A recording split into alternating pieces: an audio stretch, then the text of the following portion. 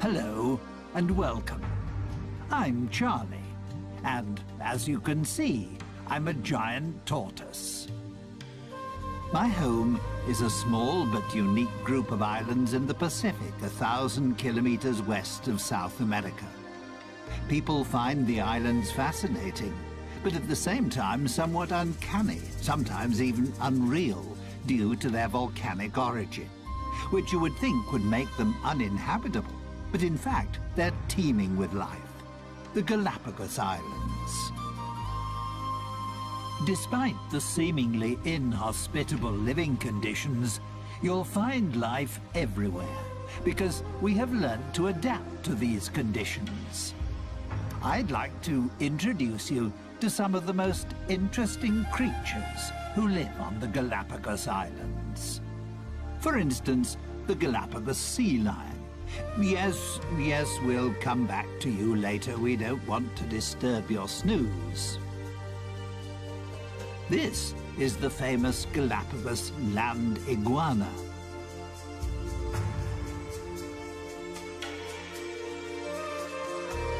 And here, its even more special relation, the marine iguana.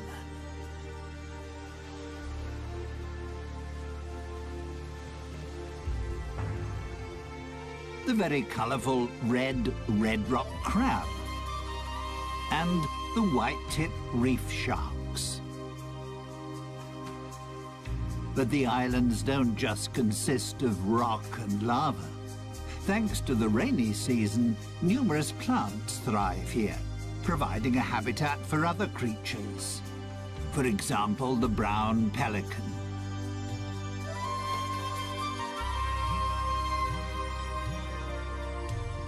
And even flamingos feel at home here.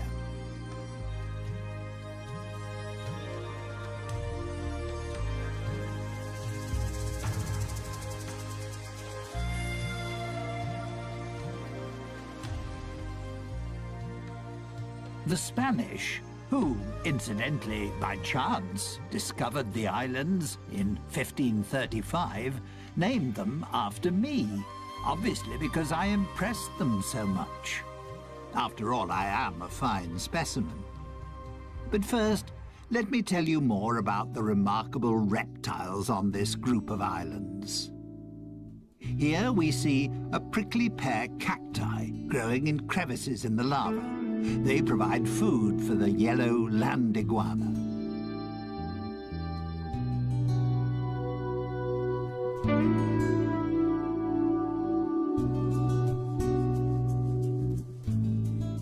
Its appearance is a little unusual, shall we say, due to the countless spiky crests on its head, which make it look rather like a geode turned inside out.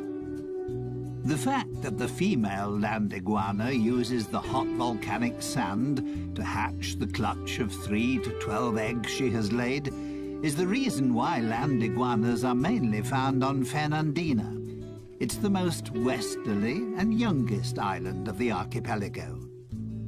It lies directly above the volcanic hotspot, which was responsible for the creation of the group of islands.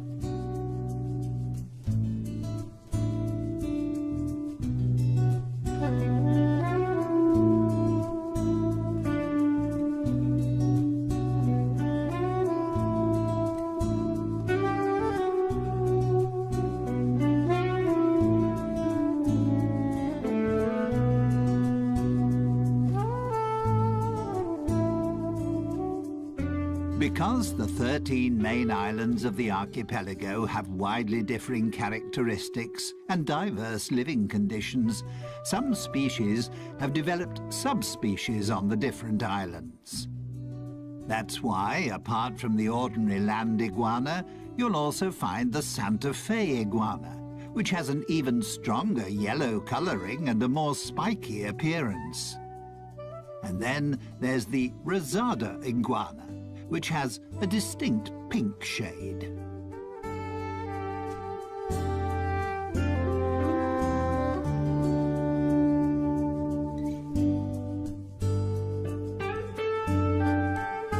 The male land iguana marks his territory by sitting on a rock in full view of everyone. That's his way of guarding the hole he has dug with his partner for her to lay her eggs.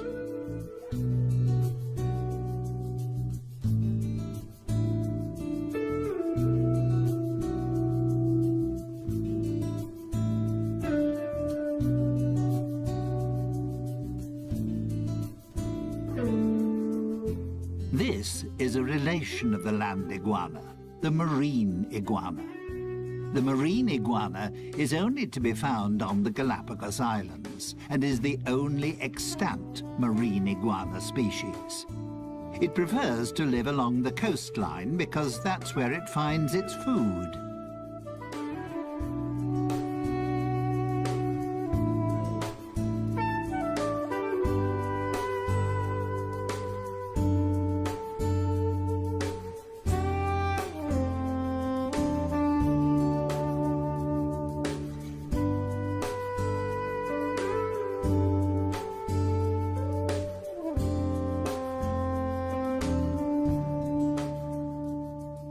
It feeds mainly on algae and seaweed.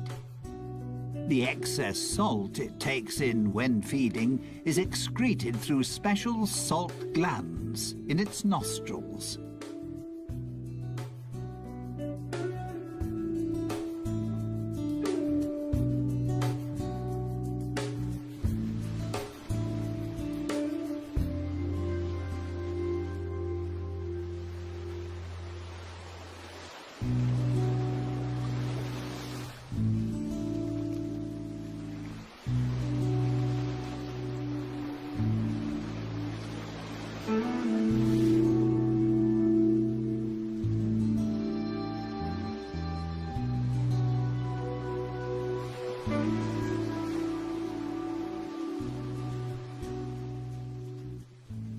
Marine iguanas are cold-blooded creatures. That's why they can only stay in cold seawater for approximately 10 minutes. They are, however, outstanding swimmers and are able to dive to depths of up to 9 meters. Once they're out of the water, thanks to their dark skin, the sun quickly warms their bodies up again.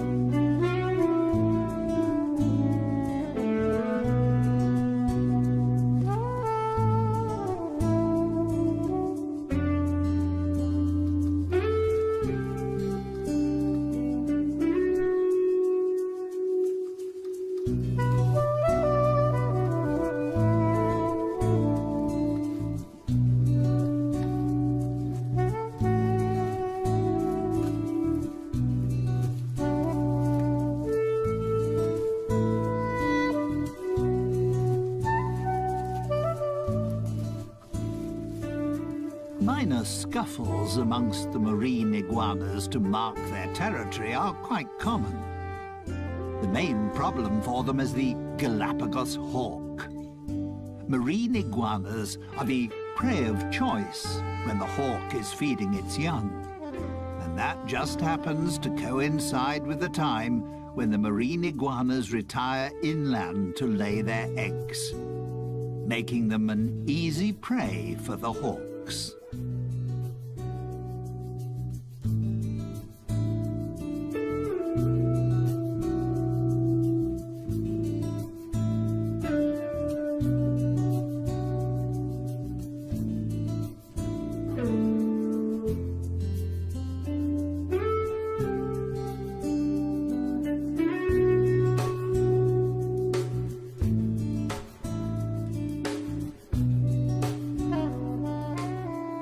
On the lava beach, the hawks have little chance of catching the iguanas, as they can easily camouflage themselves.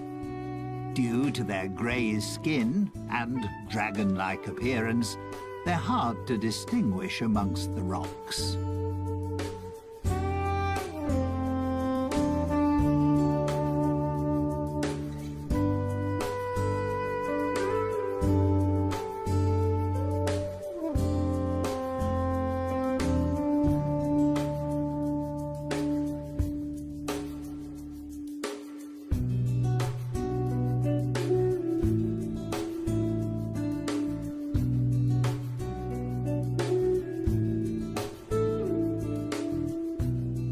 The Galapagos Islands are home to 7 endemic types of iguana.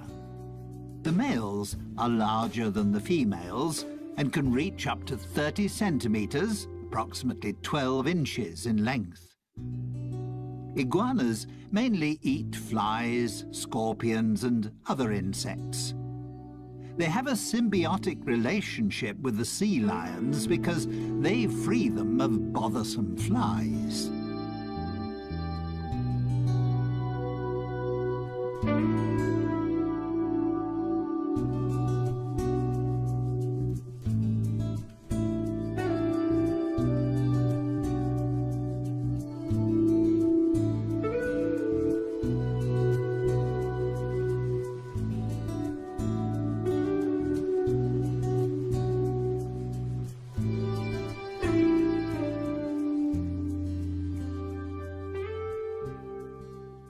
That was all quite impressive, wasn't it? But you can find even more colourful creatures on the Galapagos Islands. These rugged cliffs, for instance, are the habitat of the red rock crab.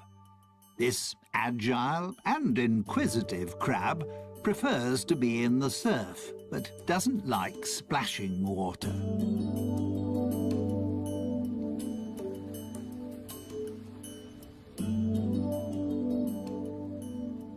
Its main source of food is algae, which it gnaws off rocks, together with other marine organisms. But also the odd carcass which gets washed ashore is a welcome extra in its diet.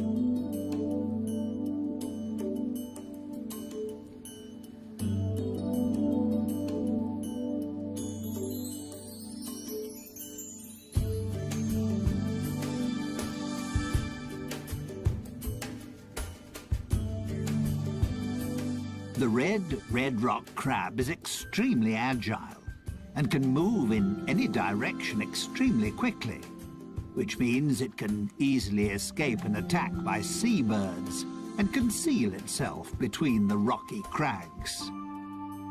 Its curiosity, however, will soon get the better of it, and it'll surface again fairly quickly.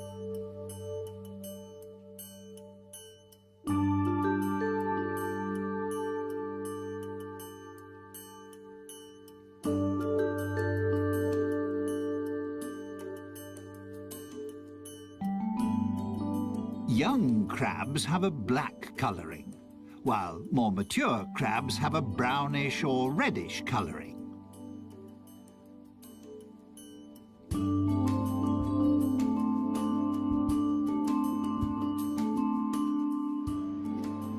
Bless you. Probably the food was a little too salty. Ah, there we have a friend who is spending his winter holidays with us. The black stone turner. He's flown an amazingly long way from the northern parts of America. The red rock crab doesn't cover such long distances, despite the fact that it's a fast mover, but it can jump.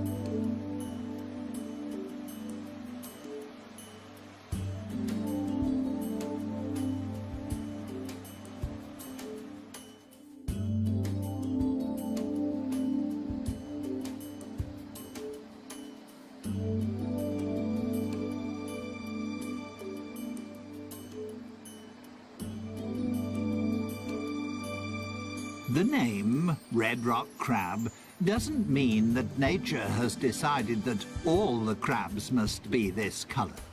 For instance, there are also yellow, pink and white examples. And this black one is perfectly camouflaged on the lava rocks.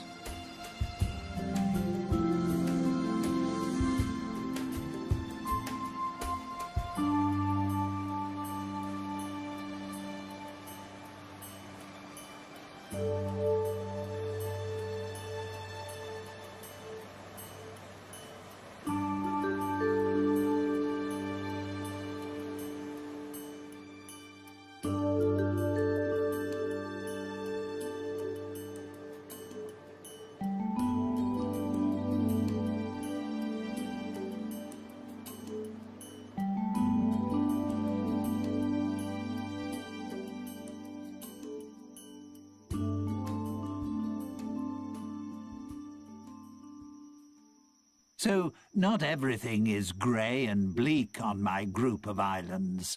There's so much more.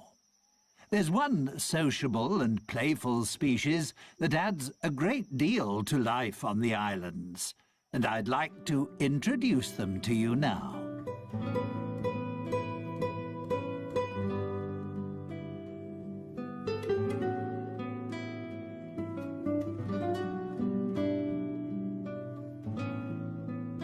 The Galapagos sea lions. You'll find them on virtually all the islands of the archipelago, just like their smaller relations, the Galapagos fur seals. Although they enjoy spending most of their time in water, you can frequently find them on land. To protect themselves against too much sun, they seek out the shade in natural caves or under cliffs. They cool down in tidal pools or in the sea. One of the favourite spots of the Galapagos sea lion is the leeward northern shore of the oldest and most southerly island, Hispaniola.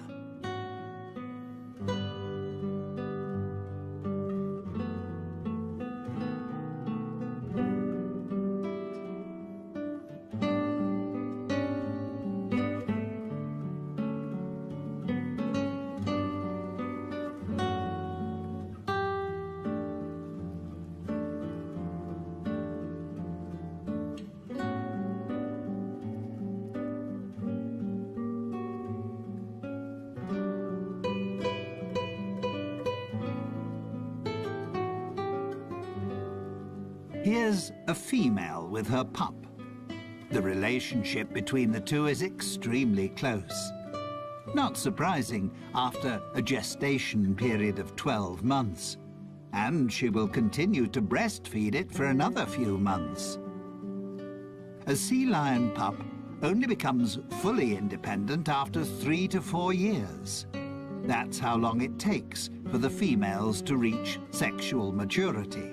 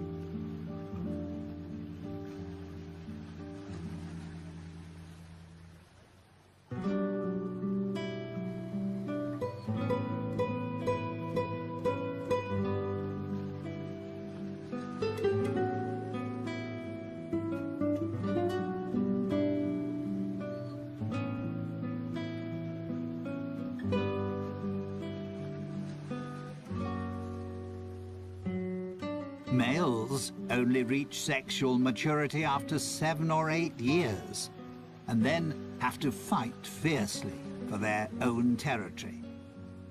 This also makes them more aggressive and short-tempered than the more playful females.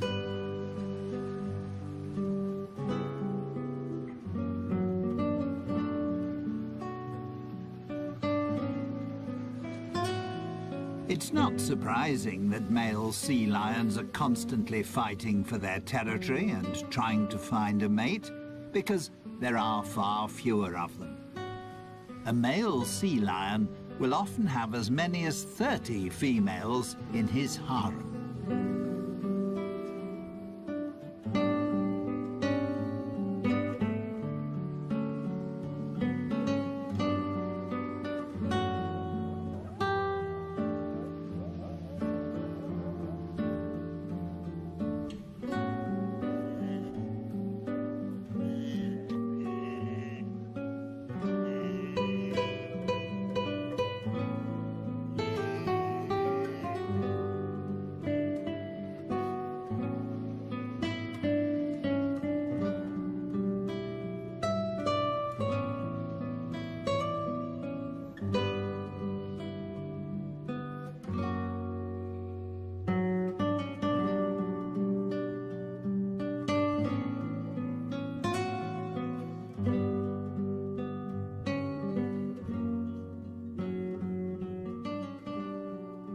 Sea lions don't always have beautiful, dense, dark brown fur.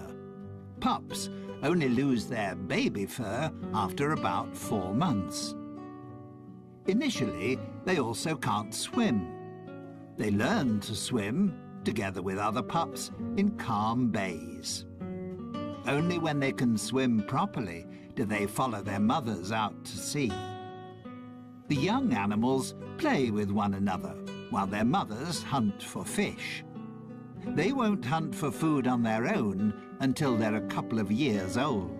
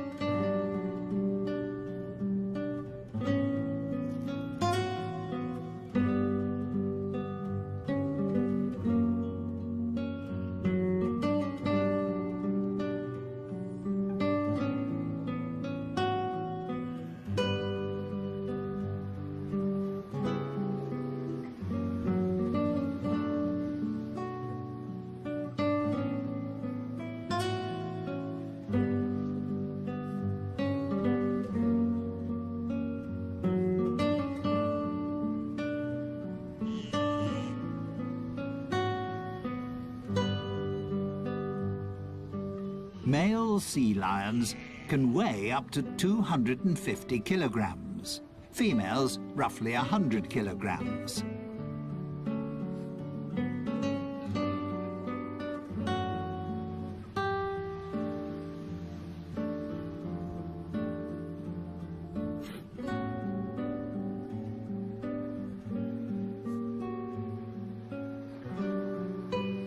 There are between 20 and 50,000 of them on the Galapagos Islands.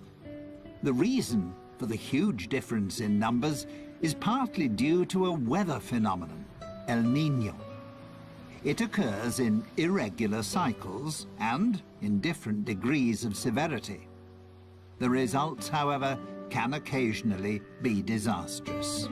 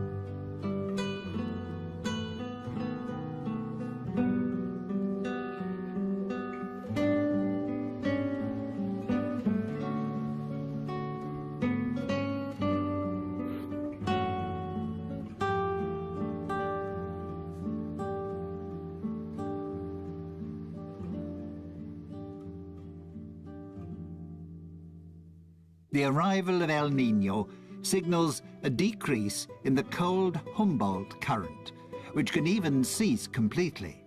The temperature of the seawater rises, causing plankton and small fish to die. This disrupts the food chain, because seabirds and fish can't find sufficient food. Their only chance is to leave the area if they want to escape their sad fate. The situation can prove fatal for seals, as they no longer find any food and many starve to death.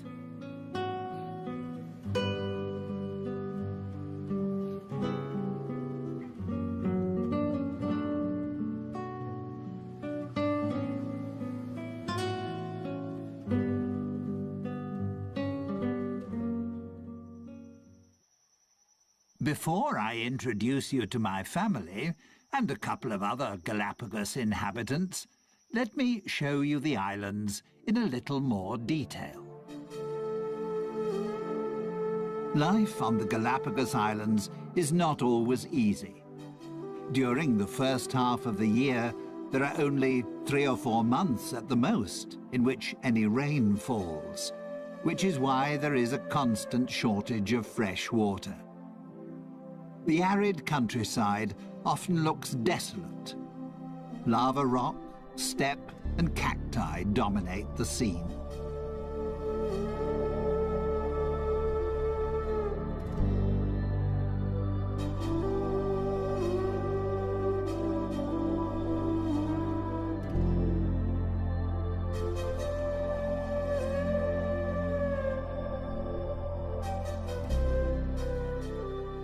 The Galapagos Islands are of volcanic origin. They're the tips of a huge range of volcanoes, a hotspot which is still active. 6 volcanoes erupt on a regular basis. The archipelago is the region with the world's greatest volcanic activity.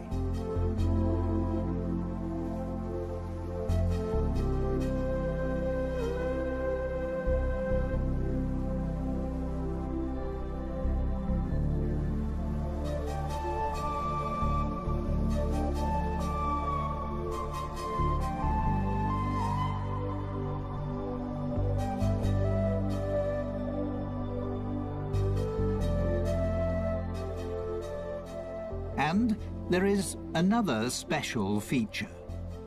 The islands shift. They're located on a tectonic plate which covers a magma chamber. They move from west to east, as if on a conveyor belt. That's why Fernandina, in the west, is the youngest island, and Española, in the east, is the oldest.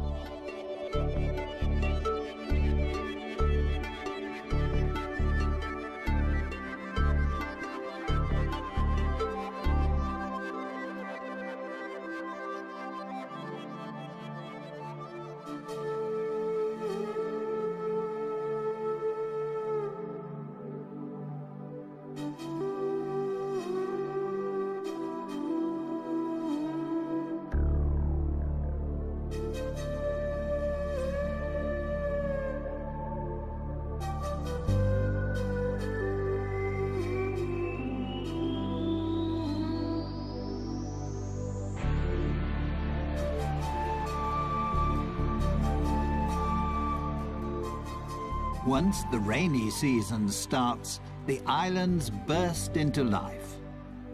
Most of the flowers are a shade of yellow, because there is only one type of bee on the islands, which is responsible for pollination, the Galapagos wood bee. Most likely, the flowers have adapted themselves to its preferred color.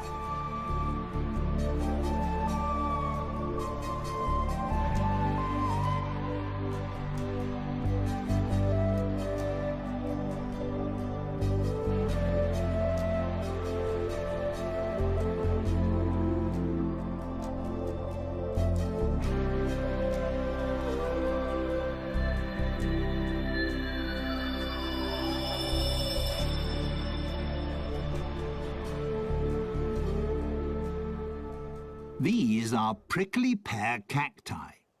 They are propagated by the Galapagos rat, which feeds on their seeds. The hard shell of the seeds is crushed during digestion, and after being excreted, the seeds start to germinate.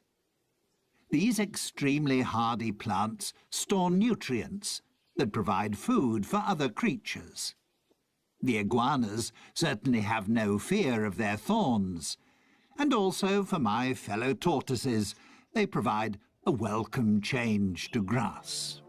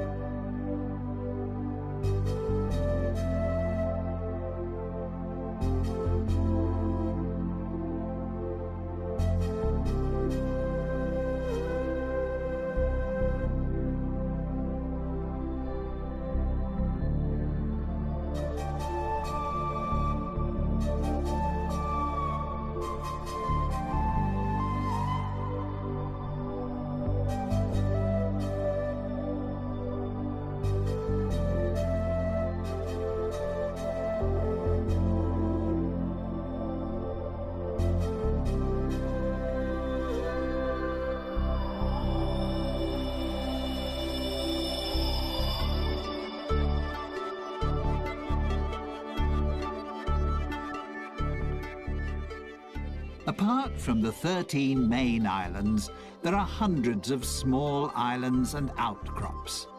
Some of them are several hundred meters high and provide breeding grounds for the numerous seabirds.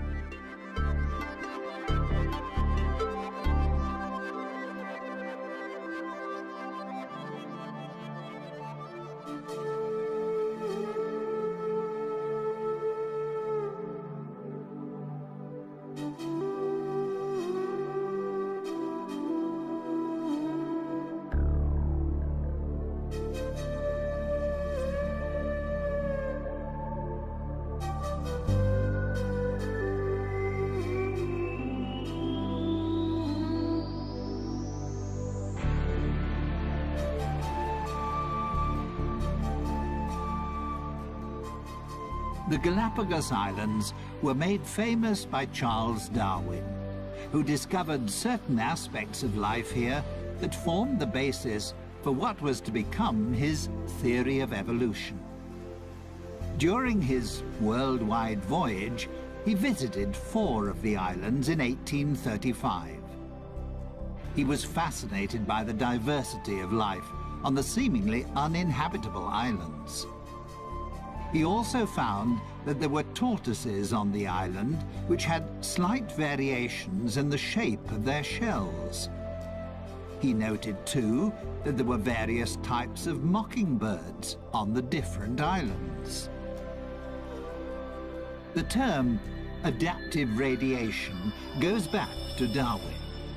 It means that a species, which in itself is not highly specialized, can, by adapting itself to the ecological conditions around it, become a highly specialized species. That also involves using diverse, previously unused ecological niches. Or, to put it another way, my fellow species, and many other creatures, have adapted to the special conditions pertaining on the island on which they found themselves, and, in the process, mutated into a new species.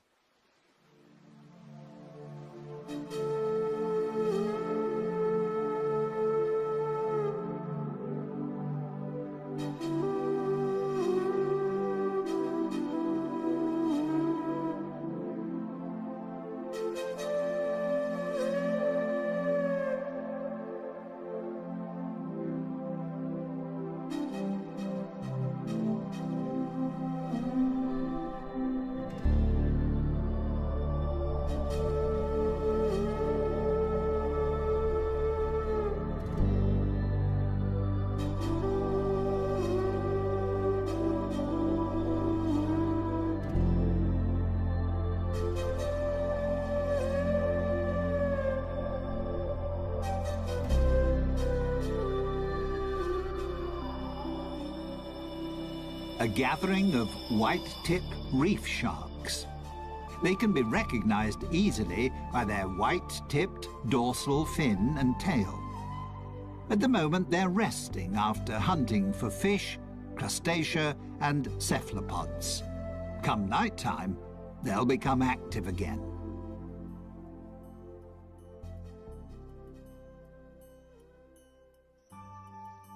This is my family.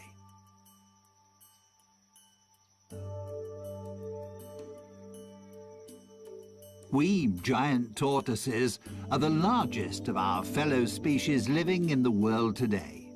We can weigh up to 300 kilograms and live for up to 150 years.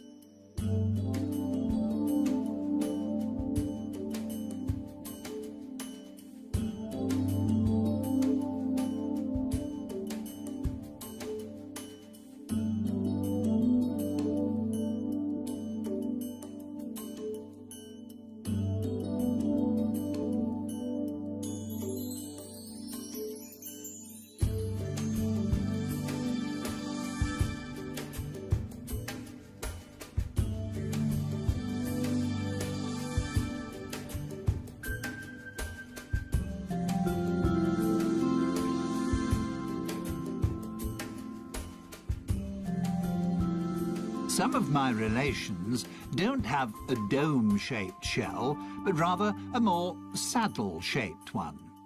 The front end is bowed upwards. That's particularly useful when you need to raise your head up to reach taller plants. Most of my relations on the eastern islands have saddle-shaped shells because the plants there grow considerably higher.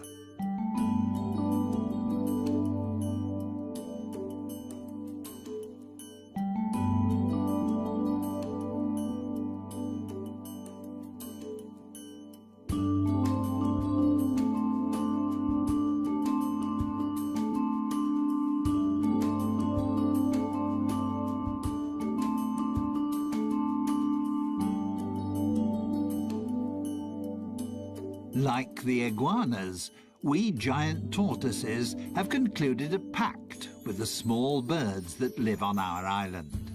Finches and woodpeckers feed on the parasites and ticks on our skin. To let them know that we need their services, we stretch out and lie quietly until the birds have pecked off all the insects. It keeps us clean and makes life a little more comfortable.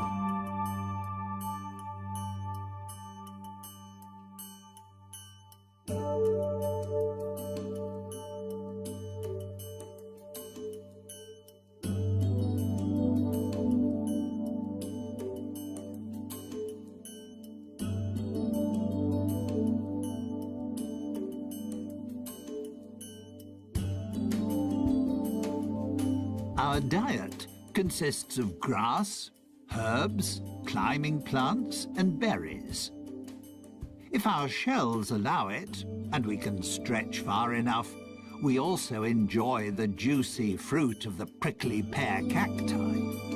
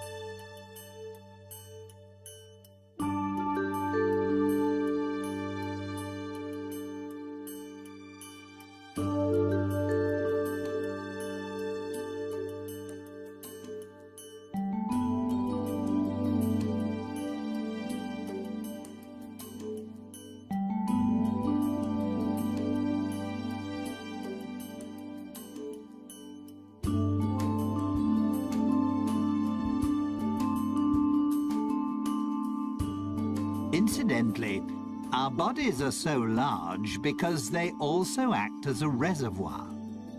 We can store enough fat to last a year without food. And we can even manage without water for several months. We're very frugal. On this archipelago, that's sometimes an absolute necessity.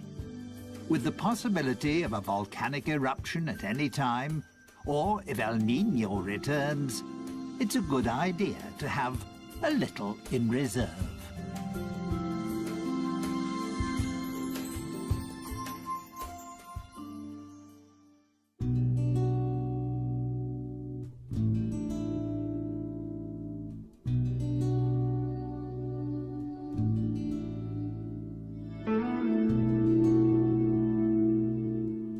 Well, that was my family. They're nice, aren't they? Finally, I'd like to introduce you to some feathered inhabitants of the islands. They're as colourful as they are talkative.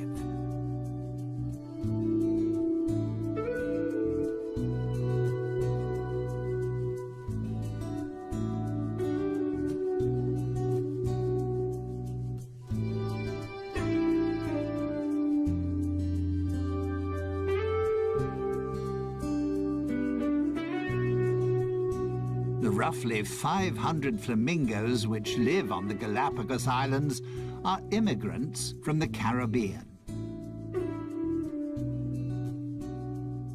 You also wouldn't really expect to find ducks on the islands. But there are several thousand white-cheeked pintails here, and they feel just as at home as the flamingos.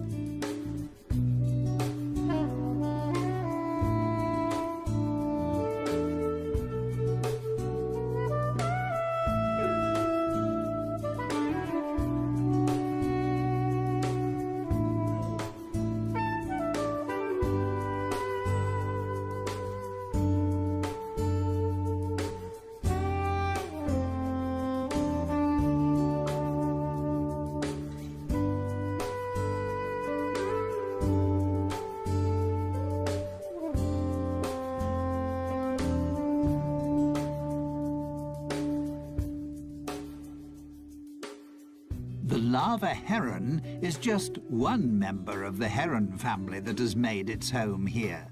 They feed off the plentiful supply of fish, just like the brown pelicans, one of which is just cleaning his plumage.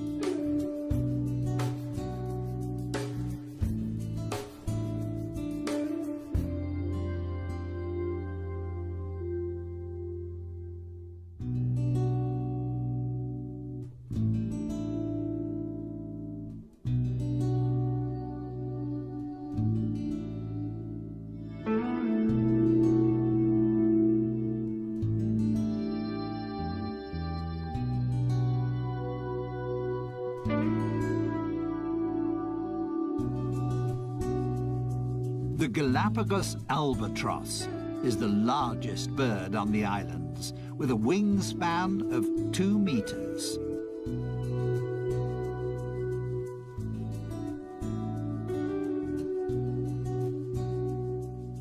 Some 12,000 couples breed on Española, virtually the whole world population.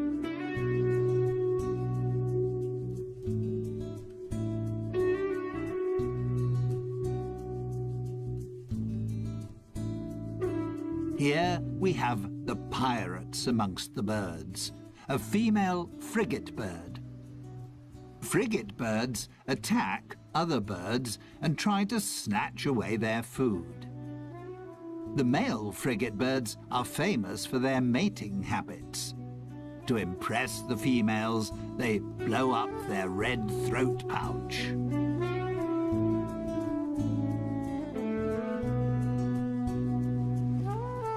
Someone else who appreciates the cold waters of the Humboldt and Cromwell currents is the Galapagos penguin.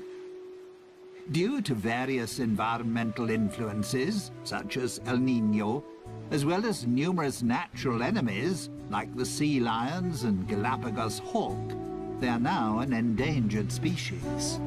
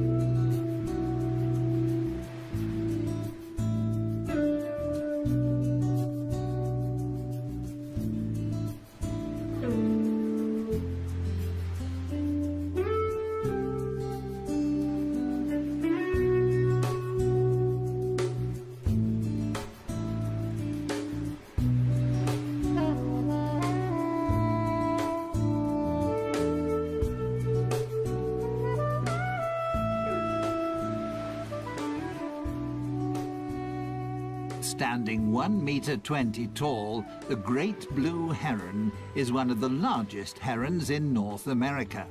However, it's just as much at home in Central America as it is here.